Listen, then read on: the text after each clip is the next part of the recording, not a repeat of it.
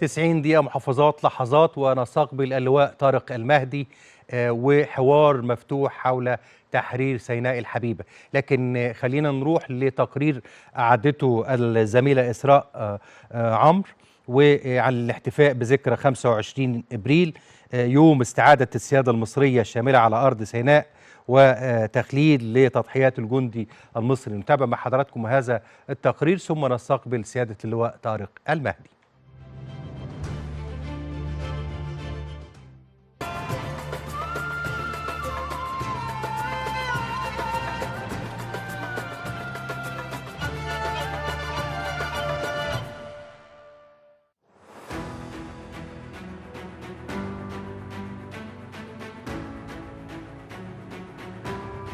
في يونيو سنة 1967 الوقت وقف، الشمس غابت عن سيناء، والوجع سكن في قلب كل بيت مصري. ما كانتش مجرد أرض ضاعت، دي كانت كرامة بتنادي أصحابها. الناس في الشوارع كانت بتسأل هو خلاص كده؟ بس اللي ما كانش العالم يعرفه إن تحت الرماد ده كان فيه نار بتجهز. سنين الاستنزاف بدأت، مفيش ليلة عدت من غير ما بطل مصري يروح هناك يفكر العدو إن صاحب الأرض لسه صاحي، وإن اللي اتاخد بالقوة ملوش طريق غير القوة. وما يزال القتال مستمرا بين قوات الطيران الباسلة وبين قوات العدو التي اخترقت مجالنا الجوي في 8 من صباح هذا اليوم.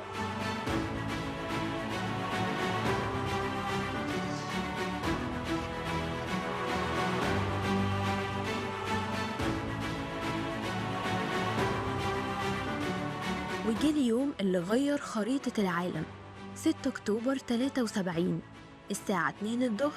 لحظة الصمت الرهيبة اتحولت لزلزال. صقور الجو زلزلوا الأرض، والجنود عبروا المستحيل.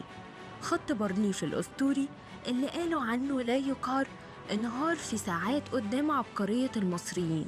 العالم كله وقف مذهول، والجندي المصري كتب بدمه فصل جديد، وقال للعالم إن كلمة مستحيل ممسوحة من قاموسنا.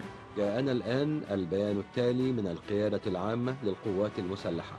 نجحت قواتنا في اقتحام قناة السويس في قطاعات عديدة، واستولت على نقط العدو القوية بها. ومن هنا الطريق للرجوع بدأ، وبعد ما السلاح قال كلمته بدأت معركة تانية يمكن كانت أصعب، معركة النفس الطويل والذكاء. مصر متمسكة بحقها، مش بتساوم ولا بتتنازل. مفاوضات طويلة، كل خطوة فيها كانت بحساب، ومصر كانت ماشية في طريق السلام وهي شايلة سلاحها في إيد وعقلها في الإيد التانية.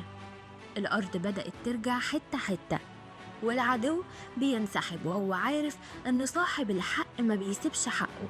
عليكم أن تستوعبوا جيدا دروس المواجهة بيننا وبينكم، فلن يجديكم التوسع شيء. ولكي نتكلم بوضوح، فإن أرضنا لا تقبل المساومة وليست عرضة للجد. إن التراب الوطني والقومي يعتبر لدينا في منزلة الوادي المقدس طوى الذي كلم فيه الله موسى عليه السلام. وفي 19 مارس 1989 العلم اترفع هناك، واتقفلت حكاية التحرير بالانتصار الكامل. 25 إبريل مش مجرد تاريخ في أجندة، ده صك ملكية كتبه جندي بدمه وشعب ببصره. حكاية بتقول إن اللي ليك هيرجع مهما طال الوقت ومهما كان الطريق صعب. سينا كانت وهتفضل حكاية انتصار مكتوبة للأبد باسم مصر.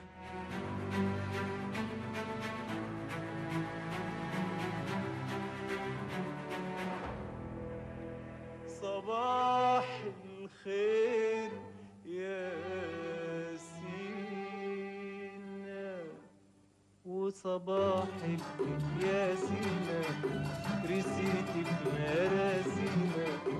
صباح الخير يا سينا رسيتك مراسينا.